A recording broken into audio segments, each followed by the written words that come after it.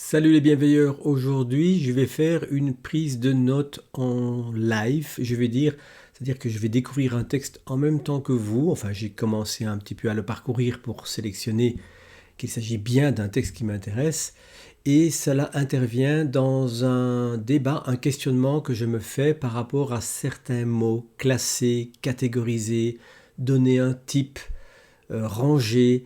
Et j'ai trouvé un article qui me semble bien préciser ces distinctions et je vais essayer de faire une prise de notes juste en même temps que vous. Là, on va découvrir.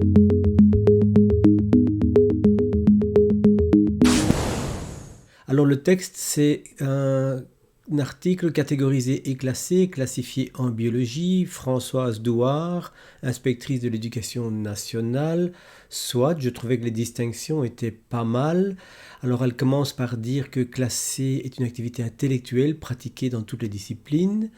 Et on confond généralement ranger, trier, classer. Et c'est exactement ce que je voulais un tout petit peu examiner. Alors trilogie, ranger, trier, classer.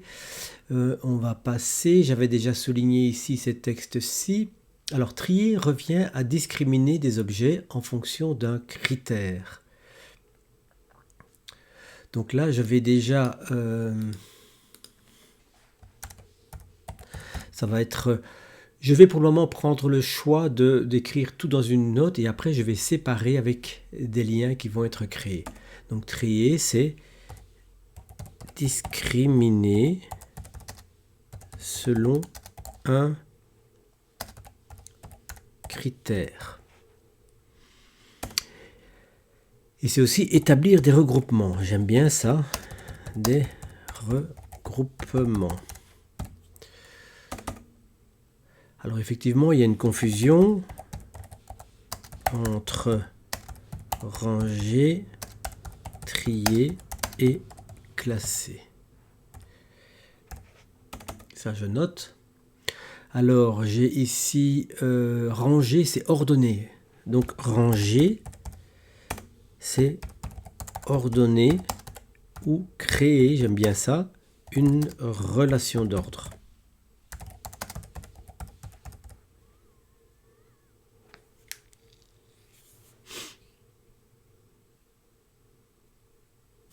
Alors, trier on l'a déjà, séparer les éléments sur base d'un critère. Donc, en fait, il y a cette notion de séparer les éléments. J'aime bien aussi séparer les éléments sur base d'un critère.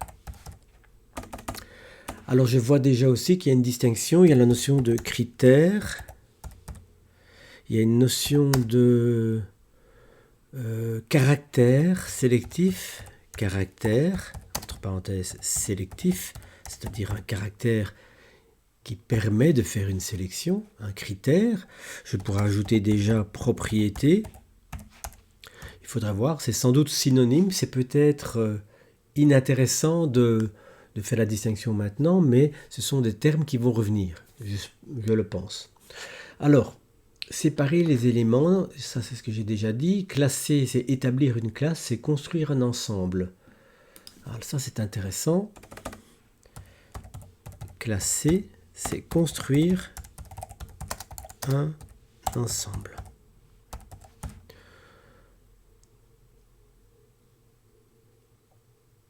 Et alors, dont les éléments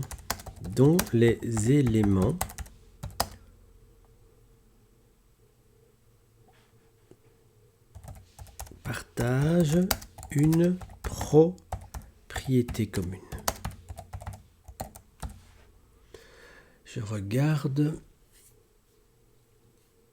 et j'aime bien cette notion de construire un ensemble. On retrouve l'image des ensembles, des diagrammes de Venn par exemple. Et alors qu'ils soient les seuls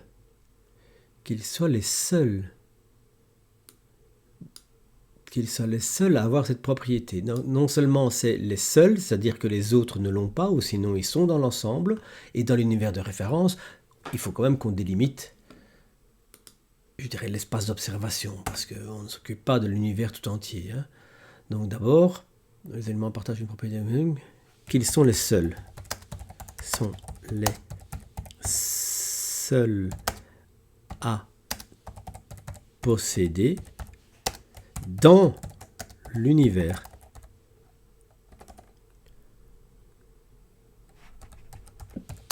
de référence.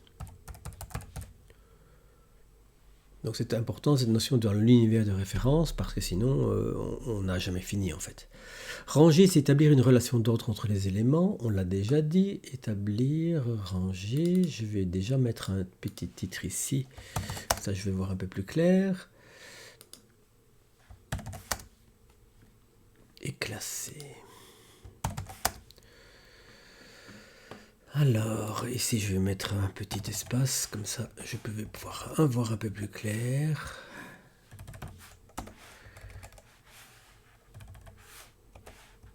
Comme ça, je pourrais travailler plus proprement. Quel est cet ordre qu'on établit? Alors, on parle ici effectivement de ranger, établir une relation d'ordre. Je vais donc créer ici relation d'ordre. On va voir ce que ça va donner. Relation d'ordre. En fait, il peut y avoir des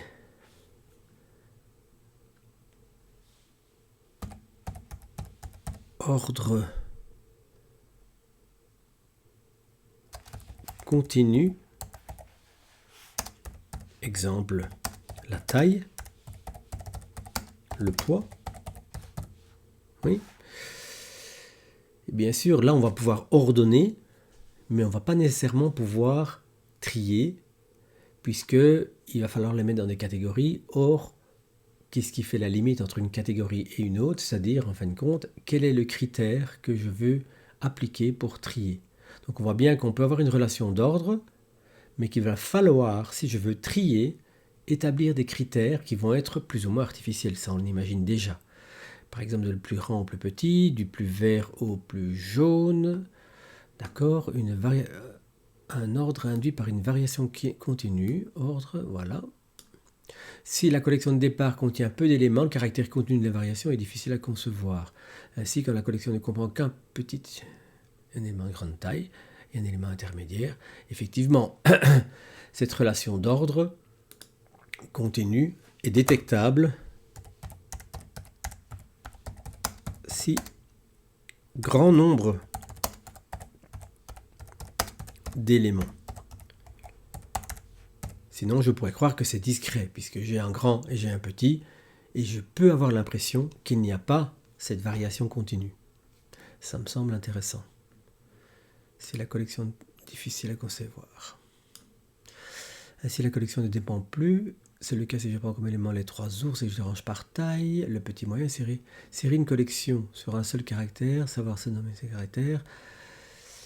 Sont des opérations importantes à découvrir à l'école primaire. Ok, sérier une collection sur un seul caractère. Donc c'est un exercice, je dirais, éducatif de définir le caractère, de définir s'il y a variation continue ou pas, et de sérier les événements pour éventuellement pouvoir les classer ou les trier. On va voir. Peut-on classer à partir d'une opération de sériation? Peut-on classer à partir d'une... C'est une question intéressante. Constituer des classes par la fixation de limites plus ou moins arbitraires. Voilà, fixation de limites plus ou moins arbitraires. C'est une opération assez fréquente. Par exemple, les tranches d'imposition, les catégories dans les sports et aussi à l'école. Ok, donc c'est quelque chose d'assez fréquent, une opération assez fréquente. Donc, relation d'ordre, ordre continu, on construit on définit des limites,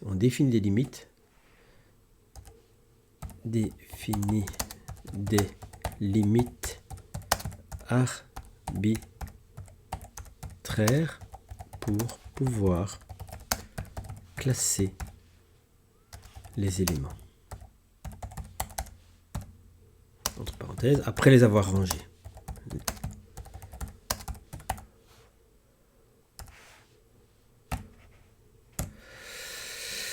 Voilà. Donc on avait bien trié, oui, trié sur base d'un critère défini, d'accord? séparer, séparer, on l'a déjà dit, et les critères définis. Donc on a bien critères, séparer, critères, et je pourrais ajouter défini. Mais c'est évident. Si on trie de lentille, on va chercher séparer, tri. Le tri peut donc se faire sur un caractère présent, absent, mais il peut aussi se faire sur plusieurs critères positifs à la fois.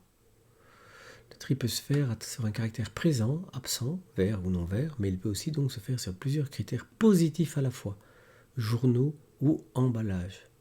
D'accord, on peut avoir des critères multiples, c'est à la fois jaune et à la fois en plastique par exemple. Qu'est-ce que les clés de détermination utilisées en botanique? Dans la citation, il est dit que trier est utilisé dans les clés de détermination. Commençons par faire une erreur. Construire une clé et déterminer une clé. Construire une clé et utiliser une clé.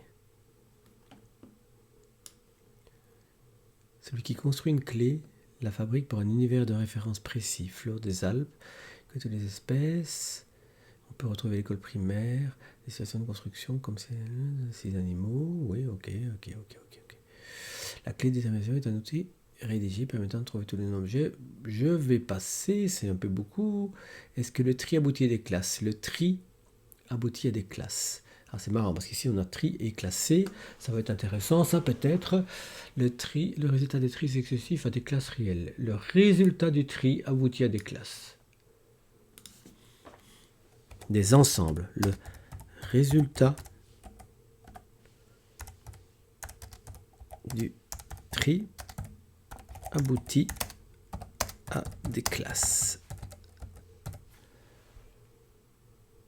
On pourrait dire que donc classer consiste à véritablement construire ces ensembles et trier consiste à prendre des éléments et les mettre dans ces classes qu'on a créées. Ça m'a l'air intéressant.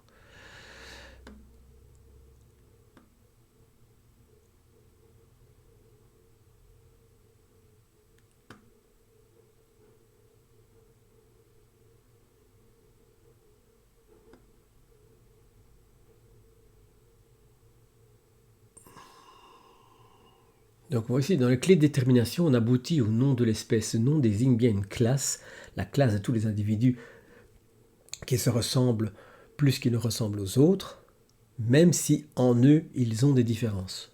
Ça, c'est intéressant. C'est que effectivement, à l'intérieur, on peut créer encore d'autres catégories, et c'est sur base d'un critère. C'est pour ça que j'aime bien le mot critère. Le mot critère me permet de trier.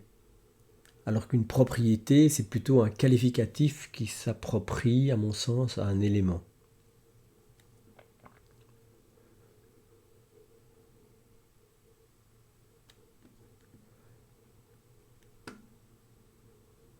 Un nom désigne bien une classe. Sur un plan, je dirais, linguistique, c'est intéressant. C'est savoir que les noms fabriquent des catégories qui nous permettent de mettre des objets dans une catégorie, dans une classe plutôt qu'une autre, et qui va influencer considérablement notre manière de donner sens, bien sûr, aux choses. Quand on dit qu'une situation est un grand malheur, on l'a mis dans la classe, dans l'ensemble des événements qui sont considérés comme un malheur, et ça va me limiter énormément dans ma manière d'apprécier la situation.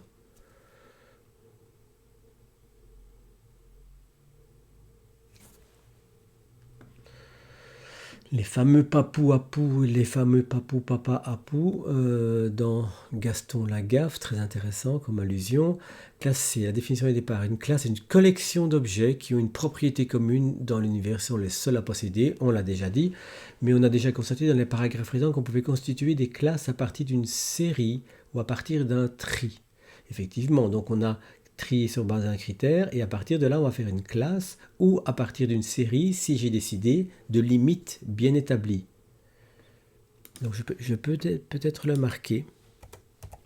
Je peux créer une classe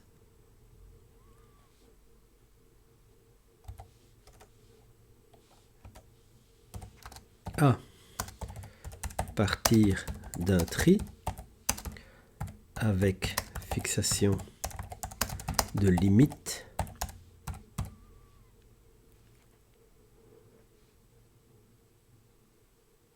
arbitraire. Ou non, hein, ça, je ne sais pas, n'importe. Ou à partir d'un rangement, pardon, à partir d'un rangement. Ou à partir d'un tri. D'un tri où j'ai séparé sur base d'un critère. Je fais ça comme ceci. Comme ça, je ne répète pas le à partir. Je gagne du temps, je gagne des mots.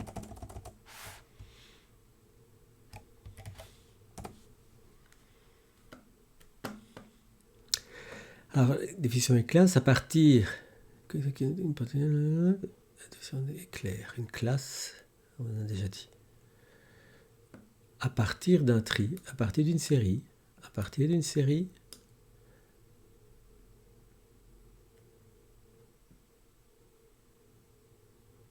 Limite arbitraire. Par contre, trier est une manière naturelle de constituer des classes. Donc trier, effectivement, on voit bien que cette méthode-là est presque naturelle, c'est presque un synonyme quelque part. Par contre, trier d'une manière naturelle, on nomme cette méthode la méthode descendante. Donc trier, il existe aussi une méthode ascendante. Alors trier qui veut dire que à partir, je dirais, je prends le critère et je vais prendre les éléments sur base de ça et les séparer. D'accord ? Trier, c'est une méthode descendante. Je vais noter ça ici, je ne sais pas encore ce que je vais en faire. Méthode descendante. Alors ça, dans un mois, une semaine, un jour, une heure, ça n'aura plus aucun sens. Donc je vais donc le préciser. La méthode descendante, c'est-à-dire je choisis le critère, puis je prends les éléments, chaque élément,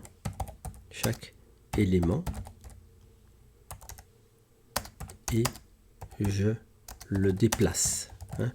L'idée que j'ai, c'est un puzzle où je vais trier les pièces, les ciels, le sol, la couleur brune, les pièces de couleur en fonction des textures.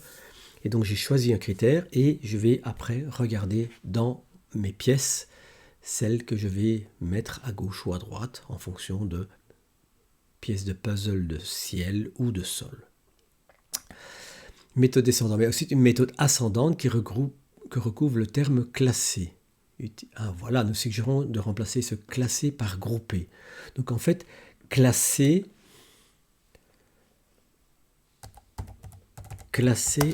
au sens de grouper est une méthode ascendante.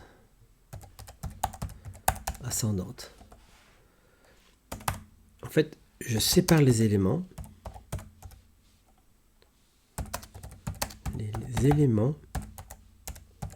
Et cela crée les classes ou groupes. En fait, je ne sais pas encore les critères, je ne l'ai peut-être pas établi, mais je vais séparer les grandes ou les petites, ou là en fonction de la couleur, etc. Et puis je me dis, tiens, ben voilà, en fait ça, c'est ce type d'élément, et ça constitue une classe. Méthode ascendante, nous suggérons de remplacer cette classe par groupé pour décrire l'action de constituer des classes par la méthode ascendante, afin de conserver classé le sens plus général de constituer des classes. Donc ceci, classé, c'est le terme général.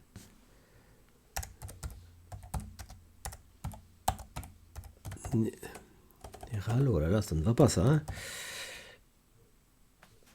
Qui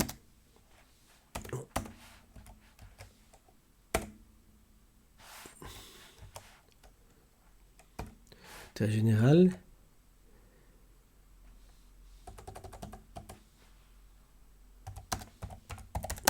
peut être ascendant, et ça c'est groupé, ou descendant, et ça c'est trié.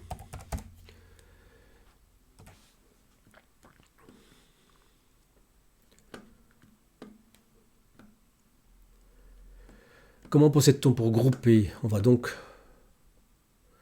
mettre un groupé, alors parce que là manifestement on a trouvé une nouvelle distinction. Groupé. Dans une collection d'objets, on prend un objet au hasard. Ah voilà, on part d'un objet au hasard. Je pars d'un objet au hasard. Je pars d'un objet au hasard. J'aurais dû prendre élément, mais enfin soit.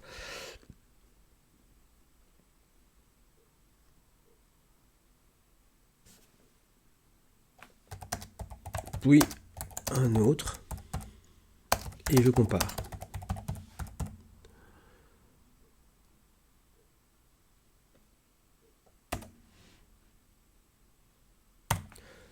Je sépare si différent ou je garde ensemble si, on va mettre similaire. C'est donc un caractère complètement, je dirais, arbitraire.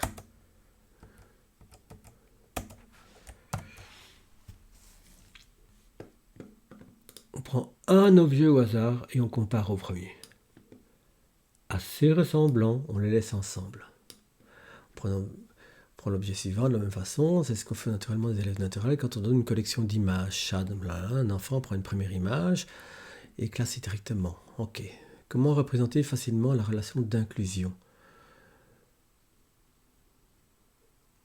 Alors là, voilà la relation d'inclusion. Où est-ce qu'elle est cette notion de relation?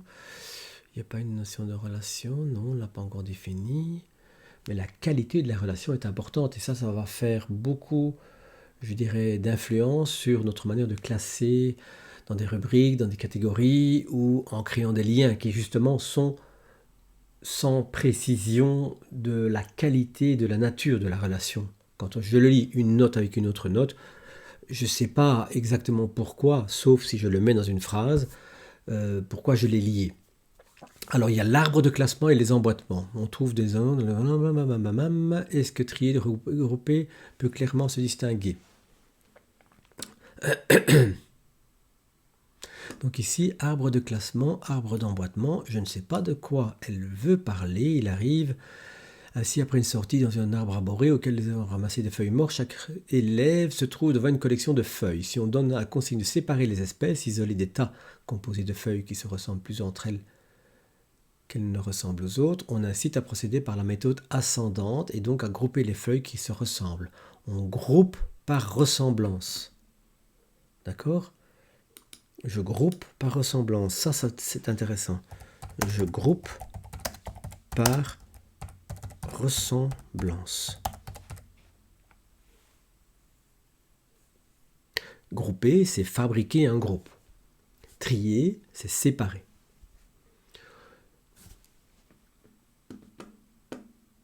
La méthode ascendante, grouper les feuilles qui se ressemblent. Si tous les élèves n'arrivent pas au même nombre de tas, c'est qu'en fait, on a un tas là ou d'autres en faisaient deux. On va donc essayer d'établir des caractéristiques de chaque tas. Donc après, on va établir les caractéristiques.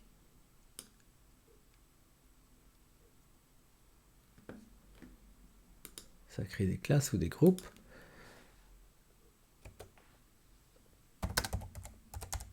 Dire des groupes. Je distingue la caractéristique de chaque groupe.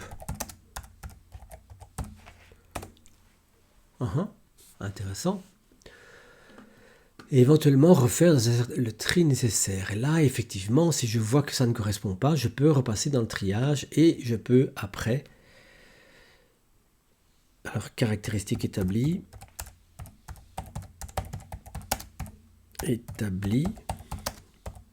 peut amener à trier pour enlever les éléments qui ne correspondent pas aux critères, bien sûr. Alors pourquoi j'utilise le terme groupé plutôt que le terme classé pour désigner cette procédure ascendante? Il semble utile de réserver au terme classé un sens générique, on l'a déjà dit, une procédure par tri successif d'un ensemble de départ. Oui, un groupement successif, une procédure de clivage d'une file. Donc c'est ça, hein. On peut donc prendre des éléments qui ressemblent, ça s'appelle grouper. On peut prendre un paquet de pièces de puzzle, on peut les séparer. Et on peut aussi ranger des éléments, faire des limitations. Et donc il y a 3 manières de classer. Classer une opération, plusieurs procédés. Le fait de classer à des classes constituées qui n'indiquent pas comment on s'y prend. En rangeant, en découpant cette file, on l'a déjà dit, grouper, on est dans un classement par la méthode ascendante, ranger, trier, voilà. Donc on a donc maintenant distingué la distinction classé, classifié. À classer, classifié, ça peut être intéressant. Je vais créer classifier. On va voir si on arrive à quelque chose. Dans l'extrait de l'ouvrage, l'autre parle de classifier, il parle de classer. Pour lui, le classement désigne l'action de classer, le mot classification, le résultat de l'action. Nous préconisons contre distinguer classer et classifier pour décrire les actions et classement et classification comme résultat des actions. Classer et classifier pour décrire les actions, classement et classification comme le résultat. Le mot classifier existe en français, ce n'est pas un anglicisme. Il semble utile d'utiliser le terme classifier pour signifier qu'on va opérer une classification, terme qu'on réservera des classements construits.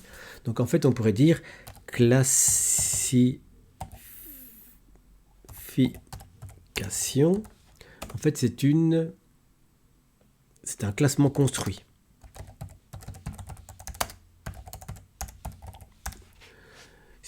Ça va induire, à mon avis, une hiérarchie en biologie, en bibliothéconomie, la classification de Way, classification du vivant. Donc, ce sont des classifications qui ont été élaborées.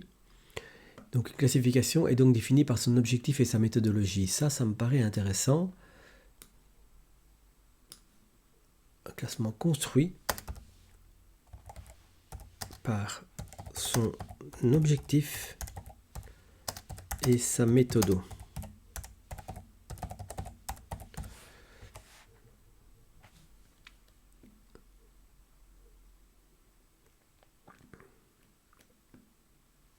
Il semble que le fait de confondre continuellement en biologie classification et classement, classifier et classer, conduit l'auteur que nous avons cité et d'autres qui sont à nier certaines évidences que nous avons rappelées. Ces auteurs dénient le fait que des tris successifs peuvent aboutir à un classement.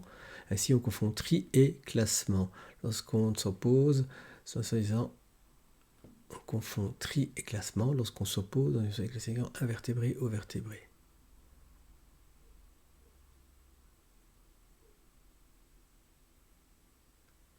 Je vois pas trop ce que veut dire l'auteur ici. J'ai pas trop envie d'aller trop là-dedans. La confusion entre classé et classifié conduit en même temps l'auteur à interdire l'école de classement des êtres vivants qui ne seraient pas conformes à la classification.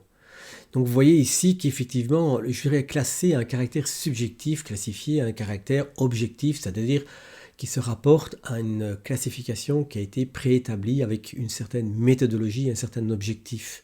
Mais ça n'empêche pas de classer ces mêmes éléments d'une autre manière.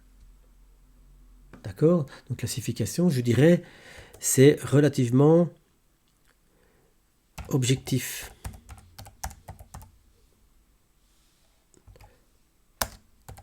Car basé sur un classement construit. Après, qu'il soit bon ou mauvais, c'est une autre question. Alors qu'en fin de compte, donc classer est subjectif.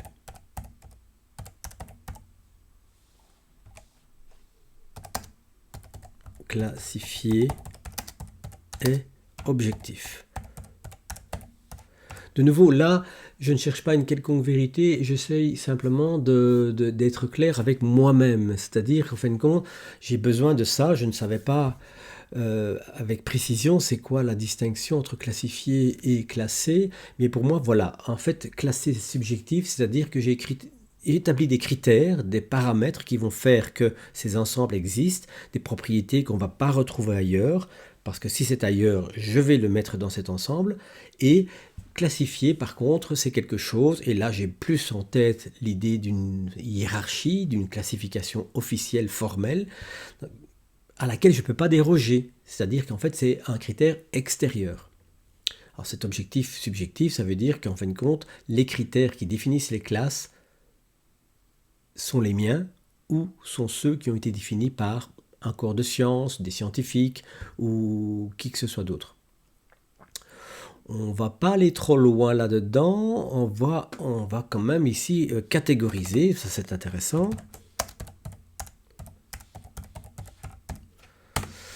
Alors là, classer et classifier est une activité explicite demandant un effort d'analyse logique.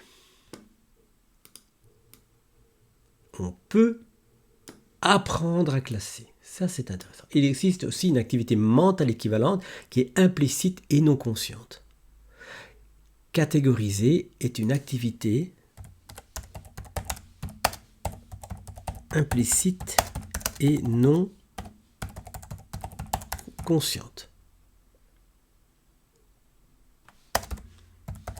Alors que classer est un processus d'analyse. Ça, c'est super intéressant.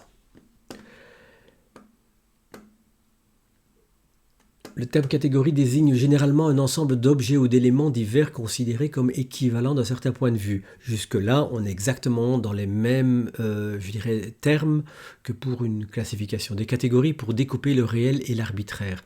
Et c'est là que c'est intéressant. Catégoriser, c'est découper le réel et l'arbitraire au sens de, j'imagine, ma carte du monde, ce que je vais donner comme sens. Notre cerveau, par l'intermédiaire des organes, enregistre un stimulus et l'activité mentale de catégorie découpe le flot continu. C'est une découpe du flot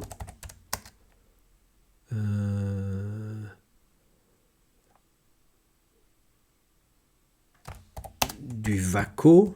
En PNL, ça veut dire visuel, auditif, kinesthésique, c'est-à-dire toutes mes perceptions. Découpe du flot continu. Du flot continu. Pour ne conserver en mémoire que des entités abstraites. Donc là, on va voir une abstraction. En fait, en PNL, on parlera de généralisation. Généralisation. Distorsion.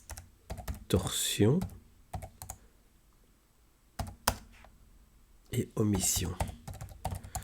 Si je vois par exemple un tronc d'arbre sur le sol, je peux dire que c'est une chaise. En tout cas, c'est un objet qui me permet de m'asseoir. C'est donc, j'ai dû faire une omission, j'ai enlevé les caractéristiques de l'élément qui fait que je peux mettre dans la catégorie chaise ce tronc qui a été coupé. Généralisation, distorsion. C'est une chaise, on voit parfois dans l'art moderne des chaises qui ressemblent de moins en moins à des chaises, mais qui pourtant en sont quand même. Donc il faut qu'on torde un peu notre esprit pour le faire entrer dans cette catégorie abstraite des chaises.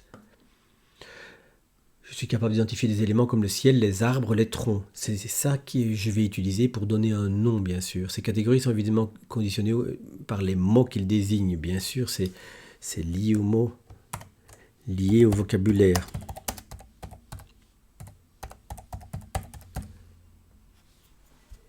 Qui sont des classes en fait, d'une manière objective. Quand j'y réfléchis, ça devient une classe et sinon ça devient une catégorie. Si je me définis sur base de cette, définition que l'auteur nous propose. Culturellement conditionné, lié au vocabulaire, culturellement conditionné, ça c'est important aussi. Culturellement conditionné, lié, désigné par le langage, entité abstraite désignée par le langage. Oui, on raconte toujours que dans les régions polaires, certains langages inuits ont plus de 20 mots pour désigner neige, ou blanc pour la neige. Les catégories sont apprises. Les catégories sont apprises en même temps que le langage auquel les catégories sont apprises avec le langage.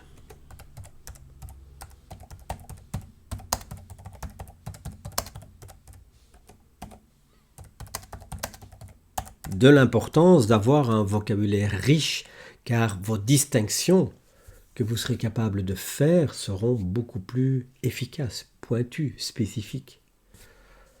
tant qu'on ne se perd pas, bien sûr. Ces notions sont stockées de mémoire, sont indissociables des mots qu'ils désignent. Ces mots sont des noms communs. Pour bien saisir chaque mot désigne une catégorie absolue. Il suffit de prendre conscience. Si chaque objet était considéré par notre esprit comme un objet unique, on devrait lui attribuer un nom propre. C'est bien, ça donne le sens de nom propre. C'est le nom qui est vraiment propre à l'élément. Il est intéressé de remarquer, on pourrait dire, quand je dis ma chaise du bureau par exemple, c'est quelque part une locution propre, c'est-à-dire que ça ne désigne que cette chaise. Si je dis pomme, je ne désigne pas un objet, mais j'utilise une étiquette. Effectivement, la notion de pomme, c'est une étiquette, c'est une classe. D'accord? Mais ici, on va parler de catégorie, c'est la dimension subjective liée à ma connaissance linguistique, de vocabulaire. De quoi se composent les catégories? Un ensemble de traits d'origine diverses, percivo-motrices, conceptuelles, sémantiques. Pomme, j'ai vu les objets, senti, touché, manipulé. Voilà, de nouveau, c'est le VACO, hein, donc c'est l'ensemble, et j'ai donné un terme, je les ai entassés, transportés, etc. Toutes ces expériences ont été des souvenirs personnels, donc c'est des souvenirs agglomérés. Voilà, ces expériences ont été des souvenirs agglomérés. D'accord? J'ai accumulé des connaissances sur la pomme. Ce savoir, je l'ai souvent acquis sans le rechercher par la simple réitération des rencontres avec l'information. Donc c'est acquis sans rechercher, par simple répétition. D'accord? Acquis par répétition d'expérience. D'accord? Chaque fois que je vais toucher la pomme, chaque fois que je vais la peler, la déplacer, la manger, je vais renforcer la signification de cette catégorie pomme. C'est trouver un ensemble de relations avec d'autres mots, toujours de manière non consciente. Et si on me demande de trouver rapidement ces mots, je peux dire tarte, cidre, pomme. Ça, c'est les associations. Donc, en fin de compte, ces catégories,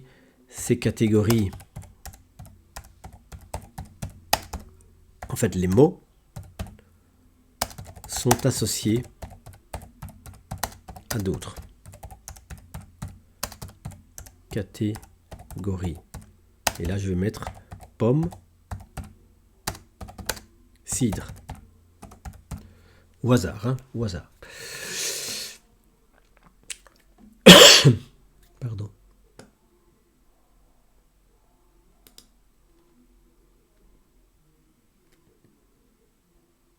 Alors, on a... Je pensais m'arrêter ici, mais je vais encore continuer parce que les relations entre catégories, on va toujours mettre relations entre catégories. Catégorie. Oh là là. Alors, la relation naturelle, c'est quoi? Relation naturelle. J'ai pas encore lu, mais je sens que ça va être intéressant. Faut bien de temps en temps. Hein. Les relations naturelles, on a vu qu'on pouvait associer d'ici, faire sortir de la mémoire toute une liste d'autres mots au laboratoire. On appelle distance sémantique. Ah, c'est intéressant, ça, distance sémantique. J'aime bien. Je peux imaginer les mots fabriquant une sorte de paysage où chaque catégorie, c'est-à-dire la signification que je donne à un mot par rapport à mes expériences réelles, construit une sorte de paysage où pomme sera plus proche de cidre.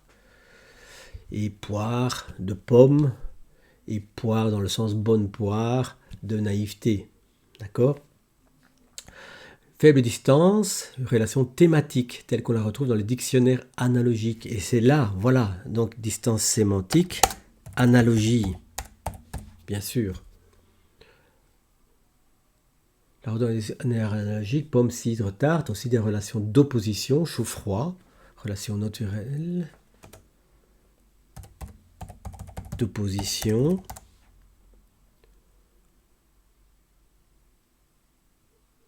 de ressemblance,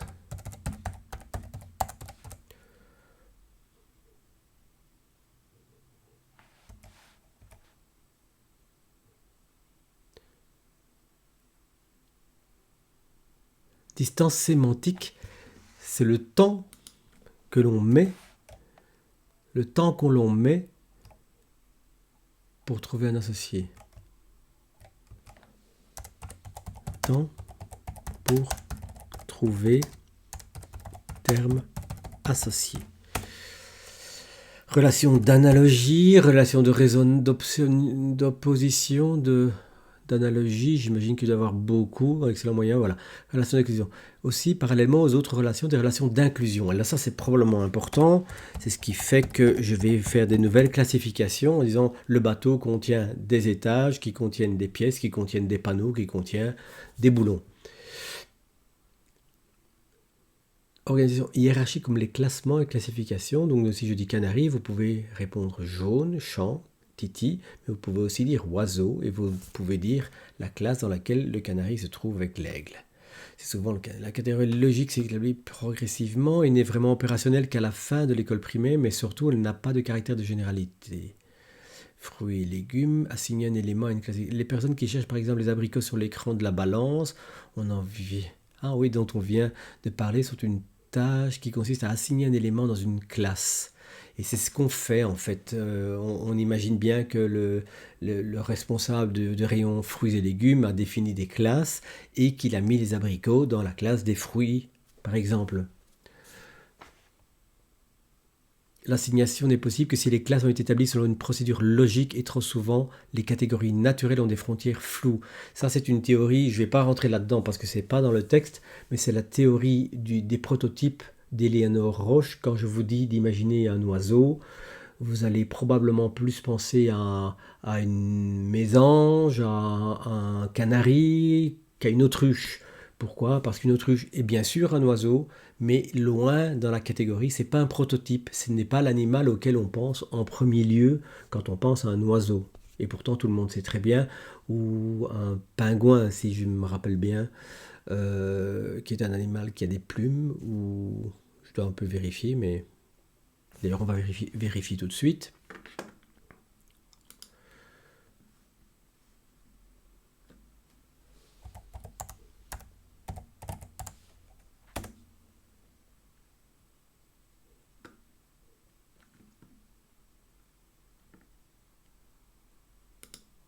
Ben oui, c'est un oiseau, c'est bien ce que je pensais, hein. C'est une espèce de grand oiseau. Pourquoi j'ai ce doute, j'en sais rien, mais c'est pas grave. En tout cas, c'est vraiment un animal auquel on ne penserait pas quand on dit évoquer un oiseau.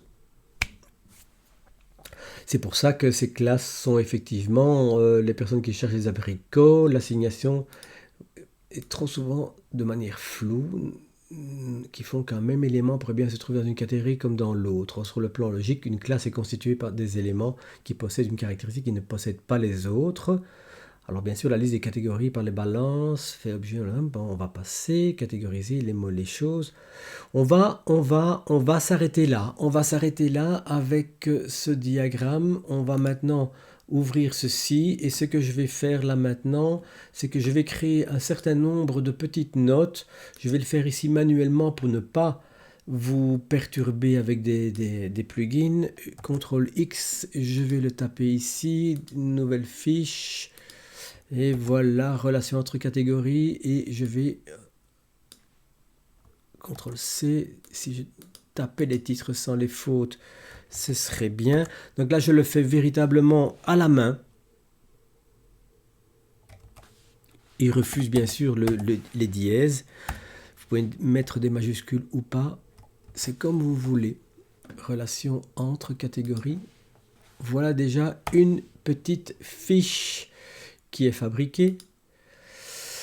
Alors, ce que je vais faire ici, classification, je pense, si je sélectionne tout comme ceci et que je clique à droite, je peux extraire la sélection actuelle et il va me construire ici, naviguer, commande, ajouter en haut, créer nouveau, commande Enter, et voici catégoriser, je ne sais pas si je l'ai créé, oui voilà, catégoriser, et se trouve ici.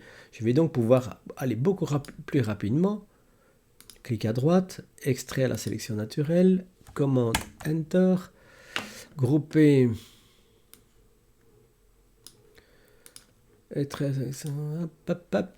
commande Enter, classer, hop, oh, clic à droite, extraire la sélection naturelle, CTRL Enter, relation d'ordre, clic droite, extraire, CTRL Enter, et trier, Clic à droite, extraire la sélection actuelle, CTRL Enter. Alors, ce que je vais faire maintenant, c'est que je vais reprendre tous ces caractères-là, je vais les fermer et je vais me... Ah ben voilà, j'ai ici un sans-titre que je peux effacer, supprimer... Je vais effacer, et j'ai donc maintenant, peut-être que j'ai effacé un de trop, je vais créer une fiche qui va me servir de point de repère, qui va s'appeler trier, classer, ranger. Je ne sais pas si je vais la garder comme ça n'a pas d'importance, mais je vais pouvoir à partir de là. Donc, c'est une question que je me suis posée. Donc, c'est l'équivalent d'une carte de contenu. Je me pose une question par rapport à certains mots de vocabulaire et je vais donc ici dire confusion sur ces trois termes. Et je vais donc ici mettre trier, qui va être ici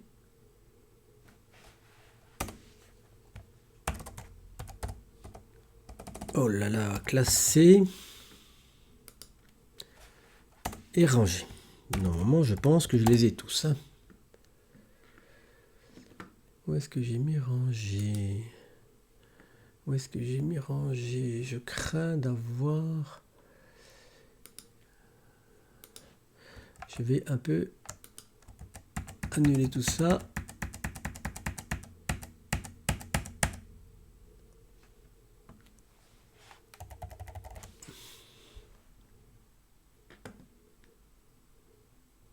Oui, je pense que je l'ai effacé. Je vais voir si j'ai par hasard dans mes modules principaux lien sortant, note aléatoire, rechercher, récupération de fichiers. Alors, supprimer l'historique instantané. Alors voilà, je vais taper maintenant sans titre. Je crois que c'était celle-ci. Vous voyez que j'ai toutes mes archives. C'est toujours intéressant quand on a perdu quelque chose. Vous voyez que j'ai chaque fois toute l'évolution de mon texte. Trier. Ce qui me sert là, ce qu'il me manquait comme mot, c'était ranger. Et vous voyez qu'en fait, j'avais pas écrit grand-chose. J'avais juste écrit ceci. Donc, je l'ai effacé par mégarde, 10h08. C'est la dernière chose que j'avais faite. Je vérifie si je n'avais rien d'autre. Je n'avais pas grand-chose d'autre. Je vais donc maintenant faire ranger. Je vais créer une nouvelle note. CTRL New, ranger. Et je vais copier ce que j'ai marqué ici. Et j'ai donc rangé. Je vais donc maintenant faire une nouvelle... Ah voilà, trier, classer, ranger. Alors je vais marquer... Je recommence, confusion entre ranger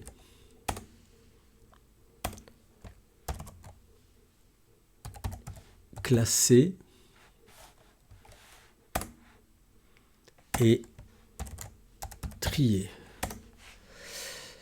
Voilà, alors si je veux maintenant travailler sur ranger, trier, je vais donc maintenant prendre le terme classé qui me paraissait avoir une signification générale. C'est le terme général qui peut être ascendant. Et là, c'est groupé.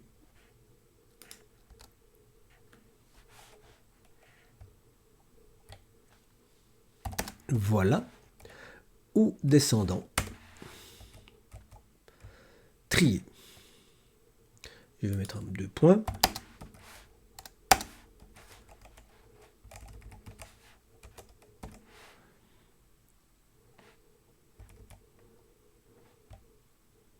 On va faire comme ceci.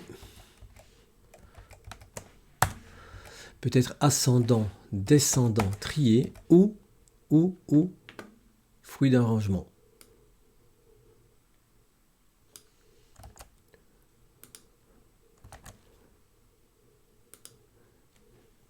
Né d'un rangement, c'est-à-dire rangement, et là je vais appeler ranger.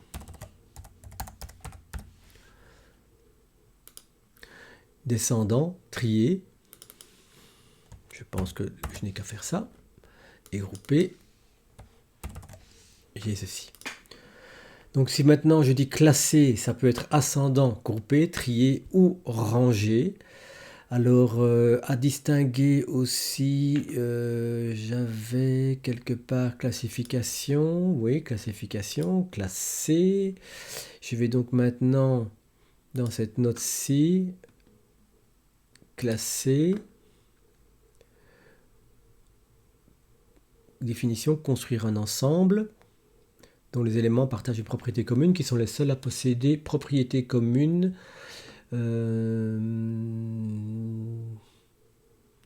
Propriété commune, je pense que quelque part j'avais noté que c'était quelque chose à distinguer.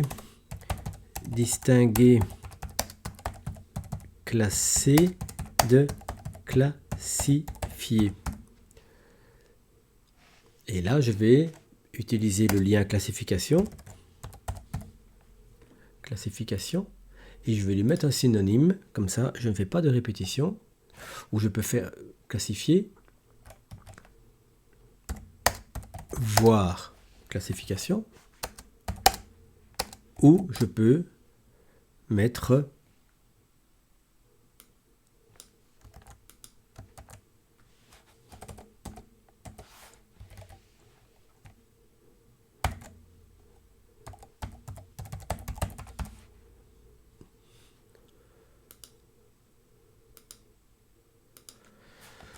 c'est là que c'est intéressant parce que quand je prends ceci, ben, je peux remplacer le mot et ça m'évite cette parenthèse où je vais marquer classifier, voire classification. Là, c'est un double emploi, mais c'est comme ça, vous avez compris comment je l'utilise.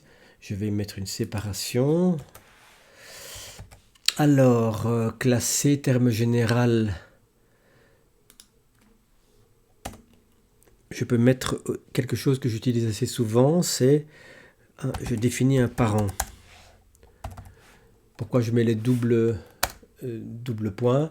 C'est simplement parce que ça pourra servir plus tard avec un certain plugin qui s'appelle DataView à utiliser le terme parent comme véritablement une caractéristique, un critère, un paramètre qui va définir le lien entre classer et la confusion entre trier, trier, ranger, classer. Donc le parent de classer, c'est celui-là, mais malgré tout, c'est un terme assez général. Je vais voir si j'ai rien oublié. Un classement construit, objectif et sa méthodologie. Un classement construit, classé. Et là, je vais mettre le lien parce que j'ai envie classer et subjectif. Et là, je vais marquer et classifier. Classé et subjectif.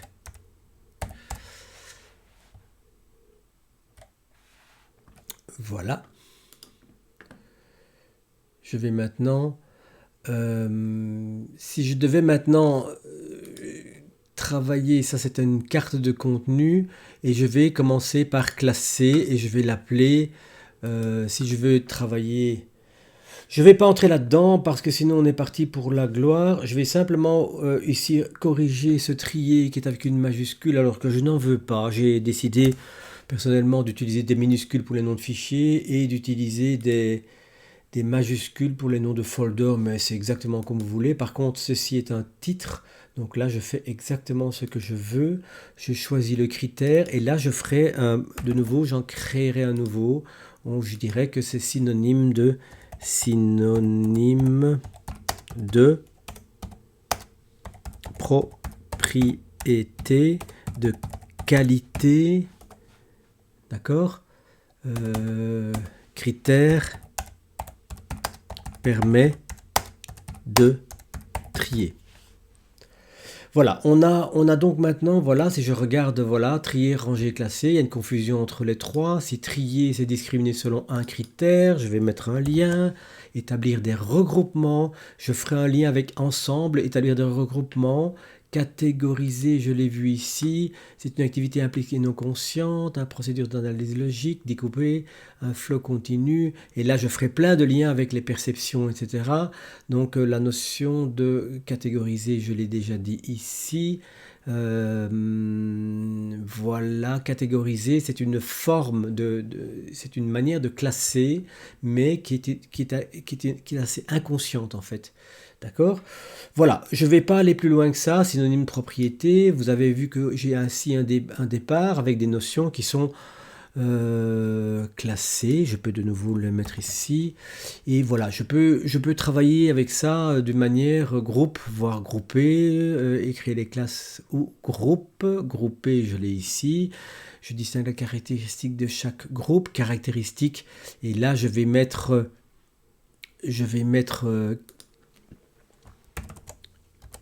critères.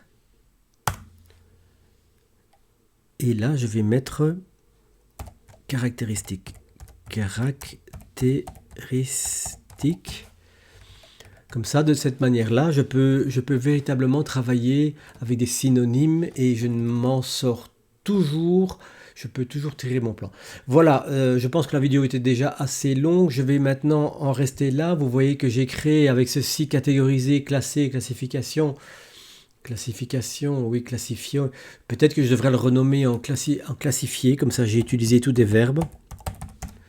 Je le renomme ici. C'est pas un problème parce que de toute façon, dans le renommage, classer, de classifier. Là, vous voyez que je n'ai plus besoin de cette notion de classifier puisque j'ai renommé avec le verbe et je n'ai plus besoin du synonyme que j'ai défini ici puisque classifier, c'est un tout petit peu deux fois la même chose.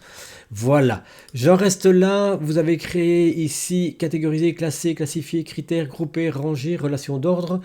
On pourrait encore travailler sur celle-ci, je ne vais pas le faire, c'est assez comme ça, relations naturelles. Les relations, je trouve que c'est hyper intéressant, hyper important. Trier, discriminer selon un certain critère, j'ai défini et je fais la confusion. Là, le titre, je le trouve qu'il n'est pas clair. Confusion entre trier, catégoriser. Je pense que la virgule, elle est autorisée, classer et ranger. Et comme ça, quand je cherche ranger, CTRL O, ranger, je vois que j'ai rangé tout court et confusion entre les trois. Et ça, c'est parfait. Voilà, je vous laisse avec ça. J'espère que ça va vous instruire, vous expliquer un petit peu comment je travaille. Bon, c'est une manière très limitée parce qu'en général, tout ça va être intégré dans un réseau de savoir beaucoup plus vaste.